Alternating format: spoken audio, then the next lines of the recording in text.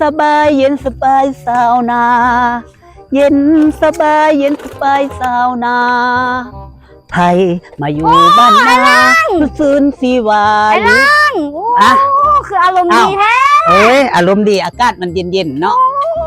ฝนที่ตกเมื่อแรงนี่ก็เลย เป็ ได้ นอย่างอยู่เด้ โอ้ยซ่อมต้นพร้าวให้มันออกนอออกเจ้าแล้วมันบ่มีนั้นจากเทื่อเดินเดินไปจังเดินมาจังเด้อบ่เห็นดนละ งามคนเก่าเป็นปะ ว้ายอย่าว่าว่างามไหมฮะกูสิแตกอ้วนแล้วบ่แล้วละเล่ดำๆคือหมู่แม่ยังยองว่าตัวเองงามบ่าย อันนั้นเขาจะมาส่วนเจ้าไปกินชินดาดไป ดาดใส่ล่ะ ที่แถวบ้านเขาแหละห้านเปิดใหม่ เลี้ยงกูอ่ะ เจ้าเป็นอายเจ้าก็ต้องเลี้ยงน้องเขาบ่ได้เห็นหน้าเจ้าโดนแล้วเจ้าต้องเลี้ยงเขามันไม่ทำมาเลี้ยงเจ้า ก็เลี้ยงอายเด้นี่น่ะ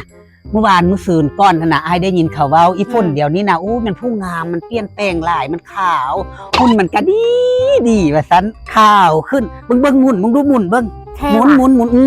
แท้ดีงามคือข่าวว่าแท้เหือนนั้นกะเว้าเหือนนี่กะเว้าคำว่ามึงงาม โอ้แท้ ข่าวขึ้ ว่ะ นมึงก็ข่าวขึ้นได้นี่น่ะงามขึ้นอุ้ยแท้ ไปคันสั้นละเอาจังซี่ อันเด้อ เขาซื้อเลี้ยงชินดาดเจ้ามือนี้โอเคบ่ โอเค ไปสินะไปขึ้นรถมึงหัน ไป ขึ้นแน่ ไป ไป อึ๊บมึงเอ้ยยองเท่านี้ก็ได้ดอยได้แดกเนาะกูบ่ยองก็สิบ่ได้แดกได้ดอยหยัง